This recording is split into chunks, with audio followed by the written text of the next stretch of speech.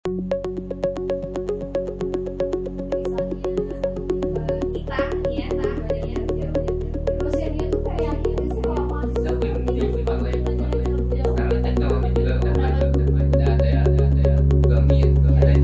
sampai ada sekolah yang udah canggih banget, tapi ada sekolah yang minim yang mereka nggak tahu sekolahnya.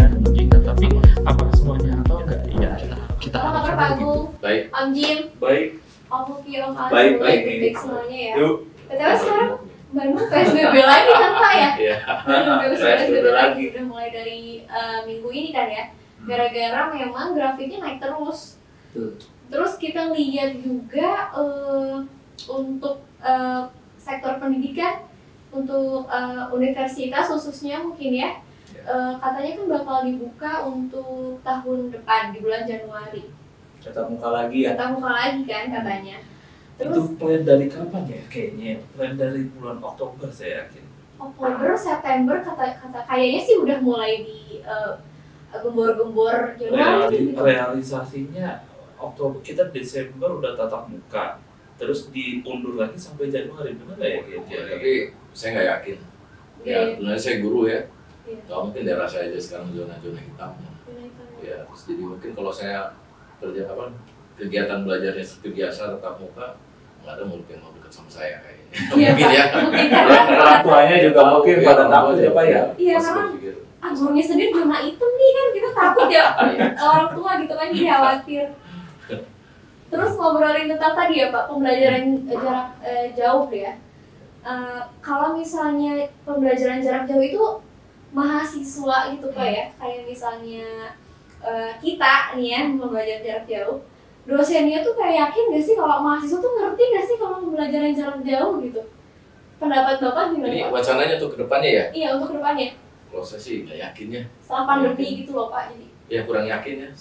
Sekarang PJJ aja gitu ya. Pembelajaran jarak jauh itu udah banyak masalah gitu. Jadi mungkin dari sisi pemahaman ya. Lalu dari sisi kejujuran, terutama itu kejujuran susah. di sisi mahasiswanya Pak ya? Ya, mahasiswanya kalau saya udah yakin ke arah sana gitu. Itu jadi untuk melihat kualitas ya kedepannya sih nggak terlalu yakin. Sama sih. Buat pengalaman yang lain. Kalau menurut saya sih karena kebanyakan mahasiswa kita tuh masih kebiasaan buat disuapi ya, dari materi, dari cara belajarnya gitu, harus gini gitu. Jadi masih belum biasa buat nyari sendiri materi atau belajar sendiri gitu. Jadi Untuk mandiri gitu ya. buat belajar mandiri itu susah gitu. Karena Jadi memang sebelum ada pandemi juga kita jarang-jarang kan ya, kayak misalnya kuliah online setiap hari, setiap semester gitu kan jarang banget kan. jadi kan biasanya kita Gini nih Bu Karina, kalau misalnya menurut saya ya, ini kan udah diomongin new normal. Kita harus beradaptasi ke Kebiasaan cara yang baru. Kebiasaan cara yang baru itu apa? Ya ini, kita dimulai dari semuanya itu, kita harus membiasakan diri dengan namanya online. Saya setuju sih. Saya sebagai mahasiswa lebih baik kalau bisa COVID selesai juga, saya lebih mending online. Sekarang teknologi juga udah maju tuh, udah ada Google Meet, Ya, ada betul. Zoom. Itu juga udah tercover, bisa tatap muka juga, udah bisa Website-nya video udah mulai juga. banyak ya Pak Betul. ya. Nah itu, ini juga dorong kita buat apa online tuh. Bukannya sendiri tahu kalau misalnya kita itu kalau bisa dibilang itu banyak daerah-daerah pedalaman itu pada belum kenal dengan teknologi.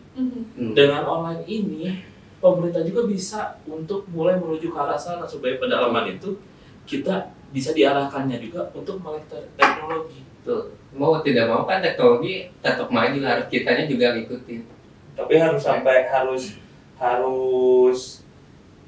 di tahap mana nih gitu. Itu kan tadi bilang pedalaman baru dapat teknologi.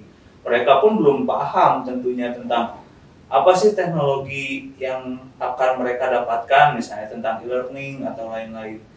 Nah itu tuh harus berapa lama waktunya gitu. Nah menurut saya sih itu nggak bisa dalam jangka waktu yang cuma berapa bulan ini.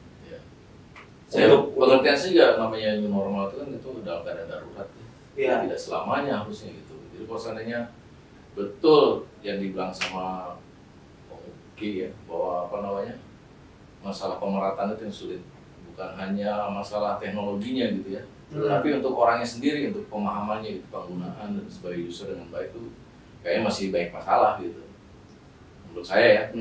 Saya ngerti Pak, saya ngerti. Cuma kita gak akan mungkin kita ketika diarahkan ke yang baru itu kita ada beberapa orang yang bisa beradaptasi, ada pula yang enggak. Tapi namanya juga kita kalau menurut Pak Agung new normal itu apa sih namanya, istilahnya ini keadaan baru dan mungkin ada nanti balik ke normal kita. Tapi menurut saya new normal itu ini adalah pembukaannya Pak. Jadi normal ke depannya itu mungkin ya ini kelanjutan dari new normal ini. Terpikir ke efeknya. Iya betul Pak. Jadi kalau misalnya Terpikir dulu efeknya gitu. Kalau efeknya saya tidak ada efek apa-apa gitu. Apa-apa. Gitu. efek dalam bidang apa dulu Pak? Ya tadi salah satunya kejujuran. Nah, itu kan sekarang kita lagi utama nih ya, di negara kita kan yang diutamakan sekarang kejujuran. Yang beratas korupsi itu apa? Masalah kejujuran kan. Nah, dari awal tuh saya sebagai pengajar, wah repot ya kalau saya ditugaskan gimana anak-anak dari awal tuh supaya mereka tuh sudah tertanam dan terbiasa dengan bersikap jujur. Itu udah masalah dan saya. Jujur itu dalam hal apa ya Pak? Kan kalau misalnya tadi dalam kegiatan belajar mengajar kan masih ada video. Kalau misalnya si guru nggak mau, misalnya nggak percaya gitu sama si mahasiswa, kan bisa videonya dinyalain on kamera. Nggak bisa Pak. Kenapa nggak bisa? Itu anak-anak zaman sekarang jago-jago udah. Saya jamin benar. Termasuk kita jago-jago loh kalau untuk mengakali ya. Jadi kecerdasan dan kecerdikan itu beda menurut saya. Karena sekarang kalau misalnya kegiatan belajar di kelas masih ada juga yang tidur, itu masih ada juga. Ya, apa bedanya? Kalau misalnya ngomongin kejujuran, kalau di kelas nih ya, Iya. ini soalnya saya jadi ke saya ya. Kalau di kelas anak tidur udah jelas dia tidur Pak. Nanti Iya. begitu kita uji ya, kita evaluasi nilai, terbukti emang dia tidak bisa apa-apa gitu. Iya. Dia tidur. Nah sekarang kalau online ya, betul. ya kita sebagai manusia ya. Iya. Kalau saya dihadapkan dengan cara online, Iya. pasti kalau ada peluang licik ya, pasti ada kemanusiaan saya untuk berbuat licik. Iya. Ya nggak? Ya saya, wah udah, saya ngantuk nih, udah saya tidur-tiduran aja. Nah itu kan kelihatan kalau misalnya on kamera tuh, si orangnya nggak ada. Tapi kan masih kelihatan juga, masih Tidak bisa selalu dipantau. semua Pak ya, selalu on kamera. Pasti kita akan bermasalah dengan sinyal kita lah gitu ya. Misalnya kalau kita on kamera kan akan lebih berat nih ya. Untuk apa sinyal, ya akan mengganggu lah sinyal apa namanya, sinyal internet kita. Itu kan masih ngomonginnya berarti teknologi bukan kejujuran. Ya tapi nyatanya Pak ya, Iya. saya mengadakan apa namanya ujian ya on kamera, itu lolos Pak. Kadang-kadang namanya hasil contek maaf sekali ini ya kalau saya ada mahasiswa atau ada siswa saya yang mendengar, kadang-kadang 5 ditambah 1 jawabannya adalah 3 ya, itu jawabannya sama semua, kesalahannya sama, jadi kelihatan kalau itu adalah hasil nyontek gitu. Padahal sudah nyata-nyata itu saya awasi gitu dari awal sampai akhir. Jadi mungkin kejujuran di sini tuh maksudnya kayak Pak Agung tuh ingin menanamkan bahwa kalau belajar tuh ya belajar gitu, jangan sampai ketika belajar tadi ada yang tidur tapi nggak punya belajar, nggak punya paham mungkin ya tentang materinya gitu.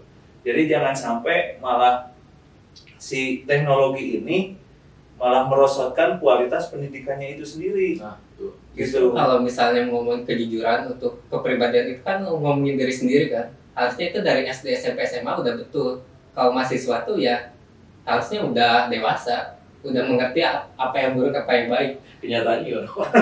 Nah, menurut saya nih Pak, jadi bukan hanya untuk sekedar siswa-siswa itu pada belajar, tapi pengajarnya juga ikut belajar. Ikut belajarnya dalam apa? Dalam untuk gimana sih cara kita untuk menyampaikan materi yang setidaknya menarik. Terus gimana supaya kalau misalnya tadi menemukan kecurangan-kecurangan, tetap pengajar itu mestinya harus memberikan tindakan. Jadi bukan dibiarkan juga yang itu. Emang lebih susah, tapi ini proses belajar Pak. Tapi sulit bisa dibuktikan. tadi udah dibahas kan sedikit menyinggung tentang kualitas mahasiswa sendiri ya Pak ya. Tapi kalau misalnya kita pembelajaran jarak jauh itu kualitas mahasiswanya masih dipertanyakan. Nggak terlalu yakin 100% kalau wah ini bagus nih gitu kan kualitas mahasiswa. Sekarang kita ngobrol tentang kualitas pengajarnya itu sendiri. Kalau misalnya pembelajaran secara jarak jauh itu gimana Pak? Jangan saya dulu Mbak, karena saya pengajar. Saya yang bagus-bagus kan. Biar mereka mengoreksi saya. Oke, siapa Broki coba. Kalau menurut saya sih pengajarnya sekarang tuh masih kurang ya, karena mereka masih belum tahu harus apa. Singkatnya tuh mereka masih menerapkan pembelajaran secara tatap muka di online kan, gitu. Jadi menurut saya kualitas pengajarannya pun masih kurang. Karena mungkin ada beberapa pengajar yang memang tidak terlalu melek teknologi ya. Jadi bisa. kita harus tetap kayak belajar gimana cara pakainya, pakai Zoom, gimana cara pakai Google Meet, kayak gitu kan. Gak semua pengajar itu kayak tahu nih gitu teknologi yang memang lagi memang harus dipakai gitu. Soalnya Jangan kan sisi umur juga loh Mbak. Oh iya benar. banyak dosen senior yang memang Senior. kesulitan gitu, Iya. yang kesulitan cara belajar, metode belajarnya ya. Udah enggan ya, Iya, metode belajarnya gitu, karena mungkin mereka menganggap bahwa mereka menerangkan materi ini ada pertanyaan cukup sekian seperti itu gitu. Jadi mungkin kualitasnya juga berkurang daripada ketika tatap muka. Ketika tatap muka kan dosen bisa langsung nunjuk mahasiswa misalnya, jelaskan tentang ini misalnya, ditanya seperti itu. Jadi saya pikir untuk kualitas pengajar sih itu harus mungkin ada apa ya, ada seminar khusus yang membahas tentang bagaimana cara mengajar secara online. Gini nih Pak, kita juga harus mengakui kalau misalnya sistem pendidikan kita itu tidak semuanya merata. Nah, kalau misalnya tapi ada juga beberapa beberapa guru, beberapa pengajar yang istilahnya masih belum bisa untuk mengakses namanya internet teknologi. Tapi kalau misalnya dengan proses online ini, dengan guru dipecut untuk melek teknologi dengan online, berbagai data juga, guru nanti akhirnya juga akan mengarah ke sana dalam pencarian informasi juga. Guru mungkin akan mengandalkan namanya internet itu. Teori itu. Kenapa nggak namanya? Semua itu dari teori dulu praktek gitu Pak. Kalau misalnya praktek dulu semua gegabah dong Pak. Semua itu harus dipikirkan dulu. Ya, Justru lagi COVID ini kan mau tidak mau sih dosen juga ini. dia jadi ikut terjun langsung. Jadi kapan lagi kalau nggak lagi gini, justru nggak mulai-mulai. Oke, kalau dalam keadaan darurat sih saya setuju ya. Iya. Tapi kalau untuk kesananya kita akan bakal Nah kan ini beralih ke sesuatu yang baru nih. Nah, Pasti kedepannya juga pasti lebih baik lagi. terus ada istilahnya tuh, terus ada perbaikan dari sekolah juga, nanti bisa dilihat ini statistiknya kayak gimana, terus kira-kira sebaiknya dilakukan apa untuk next pembelajaran berikutnya, untuk sesi berikutnya. Semua juga dilatih untuk lebih kreatif antara pengajar dan murid. ya ini kalau kita nggak berhasil survei kayak gini nih. Sebenarnya harusnya disurvei dulu gitu, kayak pengajar, guru, dosen gitu, ditanya dulu gitu satu persatu. Sebenarnya senang nggak mengajar secara online? Pasti ada titik jenuhnya. Ya, jadi beda lah dengan kita langsung tatap muka kan beda. Kita namanya manusia ya, pasti kita dasarnya kan makhluk yang sifatnya bersosial ya. Nah pasti itu ada itu. Sekarang kalau kita dengan cara online terus pasti ada jenuhnya. Nah yang saya takutkan itu menurunkan kualitas mengajar si pengajarnya. Karena apa? Yaitu kalau orang jenuh tuh biasanya dia akan menurunkan kualitas mengajar. Setahu saya juga sih untuk yang dari peraturan diksinya juga untuk pembelajaran e-learning itu tidak boleh full sebelum ada pandemi ini ya. Sebelum ada pandemi ini e-learning itu tidak boleh full selama 1 semester gitu. Jadi Tapi akhirnya satu full sekarang kan ya Pak? sekarang full, dan saya belum tahu peraturan diktinya atau peraturan menterinya tentang e-learning ini gitu. Jadi apakah nanti yang harus dievaluasi kan, berarti nanti pas akreditasi juga ini berpengaruh kan gitu. Ya. Berpengaruh gitu. Apakah memang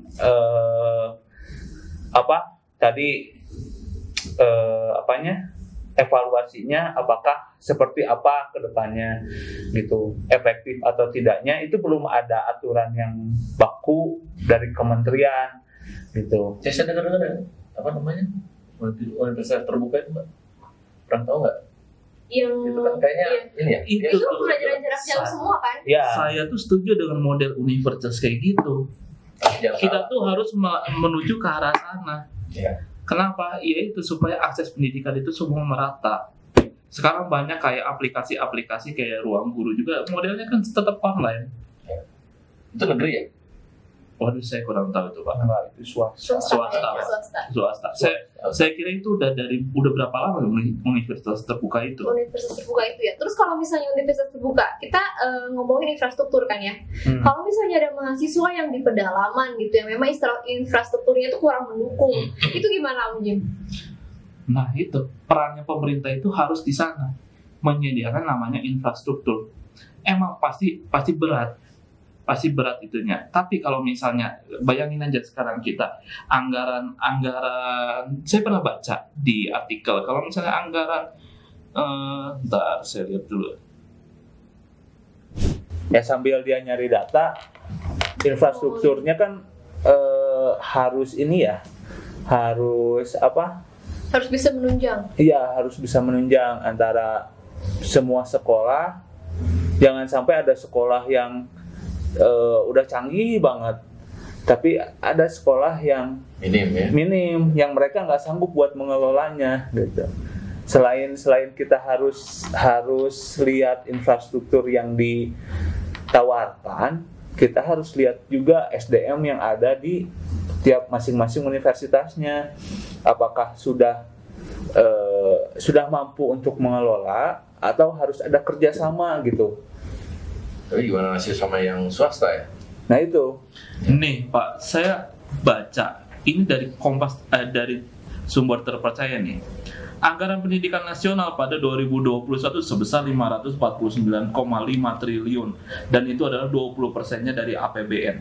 Ini peran pemerintah itu untuk di sini, di mana untuk menyediakan fasilitas-fasilitas untuk daerah-daerah yang istilahnya masih kurang teknologinya. Itu peran pemerintah tuh.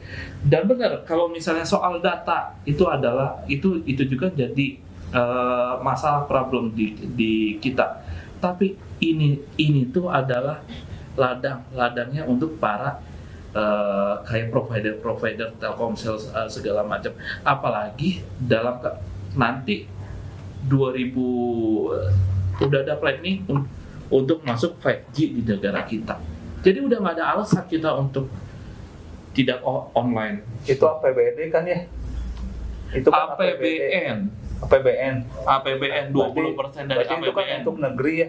Nah untuk yang swasta gimana? Ya itu nasibnya gimana swasta segala macam. Benar Pak. Cuma sekarang kita mikir, sekarang kalau misalnya kita untuk ikut kayak perguruan tinggi swasta, itu apa sih yang memberatkan kita? Itu uang pangkal. Kalau misalnya uang pangkalnya itu dikumpulin dan bisa dialokasikan untuk pengadaan namanya infrastruktur itu, ya bisa. Kenapa enggak? Lah, sekarang ini dipakainya untuk ke depannya. Sekarang gini, uang pangkal itu bukan hanya untuk e-learning ini ya, untuk infrastruktur e-learning ini. Tapi ada yang namanya misalnya kayak usia ekonominya, akuntansinya gitu, ada istilah khusus tentang itu. Apakah itu bisa untuk investasi atau tidak, intinya itu. Nah, dari sana berapa persen untuk e-learning, berapa persen untuk infrastruktur kampus itu sendiri, karena tidak mungkin kita hanya fokus pada satu pendapatan gitu ya, pengeluaran maksudnya, yaitu e-learning itu sendiri atau pembelajaran jarak jauh. Ada dibagi kan, pendapatannya dibagi untuk gaji dosen karyawan, lalu ada infrastruktur itu sendiri dan lain-lain gitu. Nah, sekarang gini aja. Sekarang dirasakan yang infrastruktur ini apakah udah merata atau belum? Jangan bicara online dulu deh. Sih kalau misalnya ngomongin merata nih. Ya. Kalau misalnya nggak dimulai, kapan meratanya? Justru ini jadi ngedorong pemerintah juga. Saya ini data. Ini saya ambil dari data. Data adalah fakta ya. Kalau misalnya gini loh, ngerti nggak maksud saya? Sekarang dalam keadaan kayak gini ya, atau sebelumnya lah, sebelum pandemi, kan kita belum ada online lah, belajar online. Itu udah merata nggak sih sebenarnya? Sampai kalau sekarang emang belum merata, cuma pasti ke depan bakal lebih baik. Si yakin. Yakin. Karena kalau nggak gitu, Indonesia juga bakal ketinggalan terus. Saya yakin. Harus. Kenapa? Karena ada namanya akreditas. Setiap perguruan tinggi pasti takut sama namanya akreditas. Otomatis dia bakal memenuhi cara supaya bisa lolos atau enggak supaya lebih tinggi akreditasnya dari tahun ke tahun. Betul nggak? Ya, setahu saya sih akreditasi ada borang ya, bohong dan ngarang. Ada bohong dan ngarang. Nggak tahu nih, udah 9 standar sekarang, nggak tahu nih bohong dan ngarangnya seperti apa. Nah itu sih yang harus kita lihat tuh, itu tinggi juga tuh. Ini di lapangannya juga sih. Tadi disebutkan kan pendidikan itu harus merata kan ya. Apakah yakin ya kalau udah pendidikan merata itu bisa menjadikan kita lebih baik di masa depan, khususnya untuk pembelajaran jarak jauh ini ya? Gimana? Coba bayangkan ke depannya, kalau misalnya kita di daerah pedalaman atau di daerah yang sangat sulit sekali dengan namanya akses pendidikan, dan dia bisa mengenyam namanya pendidikan di kota, mengenyam pendidikan di luar negeri. Apa itu nggak kita bisa mengikuti standar nasional atau internasional dengan itu? Ya setuju itu Maya, setuju ya, tapi kenyataannya kan sulit untuk mencapai itu. Benar, tapi kalau misalnya namanya juga new normal, kita harus dipaksa untuk hal yang baru. Nah, itu ini tuh peluang buat kita untuk supaya ini loh, kualitas pendidikan kita supaya bisa ngarah ke namanya internasional nasional itu dengan proses online. Kita bisa melihat sekarang banyak sekali namanya kayak untuk kayak aplikasi yang tadi saya ngomong, ruang guru atau segala macam, dan aplikasi yang di luar Indonesia pun ada banyak untuk mengajar. Ya kenapa kita nggak supaya ngarahnya ke sana? Nah, sekarang gini, ini kan udah pandemi udah setahun ya. Hampir. Menurut Pak Agung sendiri kira-kira pandemi berapa tahun nih? Wah, itu nggak bisa diprediksi. Nah ini daripada kita terus-terusan mengandalkan sistem yang lama yang sudah diprediksi ke depannya, kenapa kita nggak coba yang baru? Enak di depan, emang susah di pertama-tama. Ya. Kalau dari sisi biaya sendiri gimana? Ini saya mau ngomong nih. Kalau dari sisi biaya sendiri nih, karena kan pedalaman itu nggak semua keluarga yang mau kuliah itu mampu ya kan? Benar, iya. Benar. Saya mengerti itu. Nah, tadi yang saya ngomong, anggaran pendidikan itu kemana? Oh, itu enggak. Anggaran pendidikan itu kemana? Itu nggak Tingkat dewa gitu ya. Iya.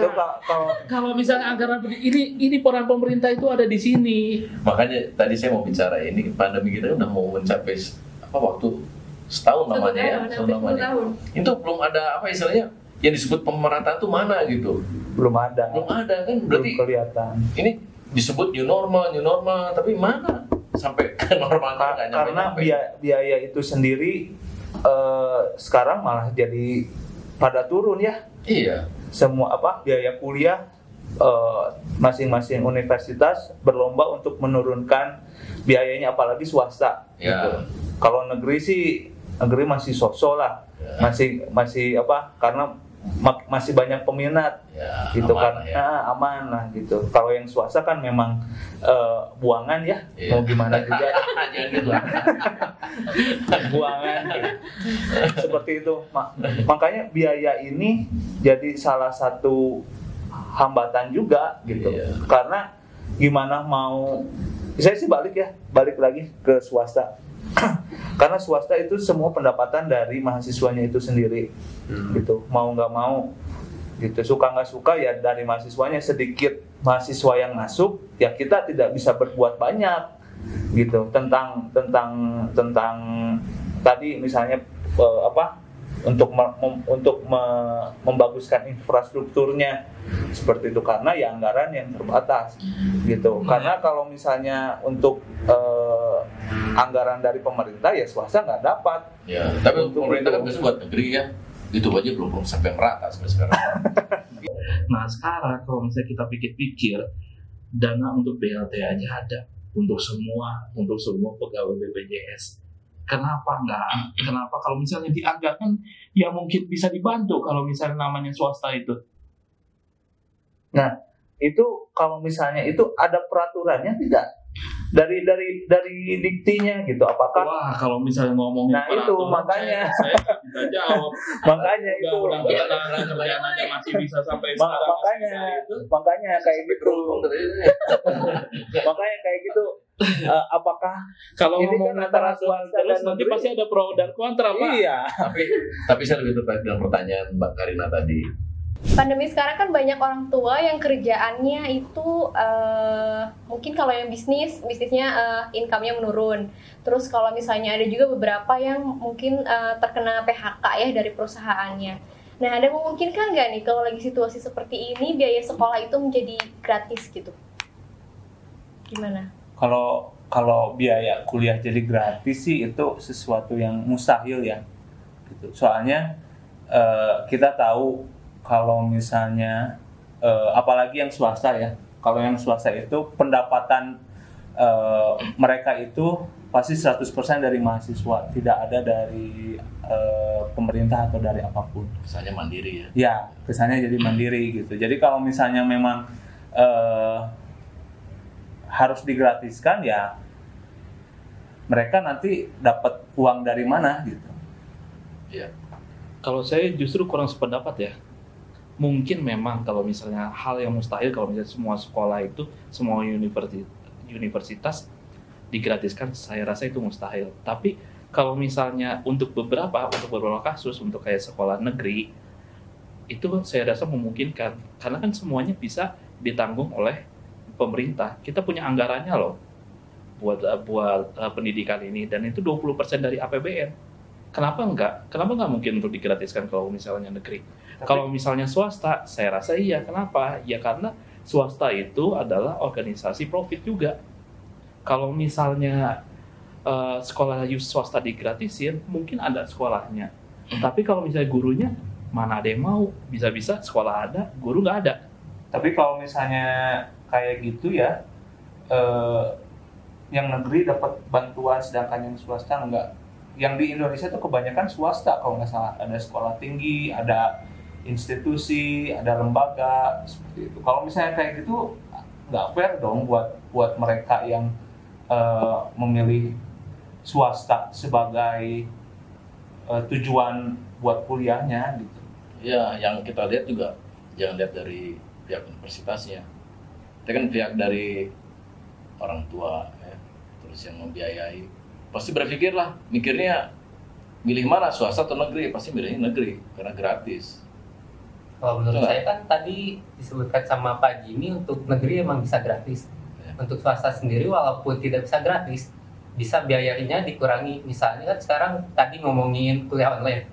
Untuk gedung sendiri, tetap ada biaya apa? tapi tetap kan ada untuk biaya. biayanya tetap bisa dikurangi. Nah sekarang saya kembaliin ya ke Bro Ali gitu atau ke Bro Jimmy. Iya. Kalau seandainya milih sekolah yang gratis atau murah lah gitu ya, milih gratis atau milih murah? Saya pilih gratis Pak. Cuma Nah, kita harus tetap ngelihat milih juga gratis. kalau misalnya di sehari-hari kayak gini, orang milih gratis, tapi kan ada kuota Pak. Kita nggak bisa menghindari namanya kuota. Nah, ngomongin jumlah mahasiswa sama jumlah universitas, Berarti harus bersaing dulu. Mahasiswa itu banyak. Iya, benar. Nggak akan muat juga semua di negeri. Yang dapat gratis tentunya adalah anak-anak yang berkualitas. Berarti kembali lagi jangan bicara gratis. Tapi memungkinkan. Ini kan diomongnya memungkinkan atau enggak? Memungkinkan gratis. Berarti setengah-setengah ya? Enggak, saya tetap memungkinkan untuk gratis, bukan setengah-setengah, Pak. Tetap ada pendirian. Kayak gini, kalau misalnya di universitas itu pengelolanya bukan hanya dosen, pasti ada staf akademik seperti itu, ada administrasi yang kayak gitu. Dan itu kalau misalnya Perlu dibayar, Pak ya? Perlu dibayar. Ya, itu perlu dibayar gitu. Betul, ya? Perlu dibayar kalau misalnya memang kalau misalnya nggak ada mahasiswa, ya mereka juga pasti nggak ada pengangguran baru gitu, selain sektor-sektor yang lain kayak gitu. Jadi saya rasa itu sesuatu yang nonsen untuk jadi gratis, meskipun menurut tadi memungkinkan gitu ya, kayak 50%. Ini kayaknya udah setengah-setengah mau Ya, pro ke kita. Ya, mau kita. Ini kan pertanyaannya kan tadi saya selalu pada pendirian ya. Kalau misalnya dianggap memungkinkan, tapi apakah bisa gratis semua? Ya kita kan berharap saja. Kalau misalnya swasta gratis ya dosen-dosen nggak dibayar kan. Makanya walaupun bayar bisa dikurangi. Misalkan biaya gedung nggak perlu lagi, bisa kuliah online. Iya. Oh, berarti ada ini Pak, ada kayak pengurangan gaji gitu. Oh gitu. Untuk yang di swasta. Kan gedung swasta dialokasikan misalnya disewa, itu kan bisa menambah pendapatan untuk swasta juga. Nggak harus mengurangi gaji dosen. Nanti Tapi kalau kan- misalnya gratis, berarti kan jumlah mahasiswanya juga berbondong-bondong itu ke negeri dong. Nah, nanti swasta sendiri itu gimana? Pelarian. Pastinya kayak gitu. Tapi Jadi kan kita kembali lagi ke kayak zaman dulu lagi. Ya dulu negeri dan swasta tuh biayanya jomplang. Ya, Benar. Jadi kalau sekarang kan orang mikir mau negeri swasta sama aja, Sama aja, mahalnya gitu betul. kan ya. sama aja. Kualitas bisa swasta sama negeri nggak beda jauh Iya. kalau kualitas gitu. Dan akhirnya swasta berani bersaing ya. Ya. Nah itu yang menjadi apa namanya, kita saling apa namanya, kalau ada persaingan pasti ada inilah apa namanya, kemajuannya lebih baik gitu terlihatnya. kalau misalnya orang tuanya juga, kalau misalnya orang tua mungkin yang ada yang punya kayak gitu ya, pasti lebih milihnya nggak mau, gengsi lah yang gratis kayak gitu, maunya yang di swasta. Ini kayaknya damai nih. Iya. Ini sekarang mau perang atau mau pulang?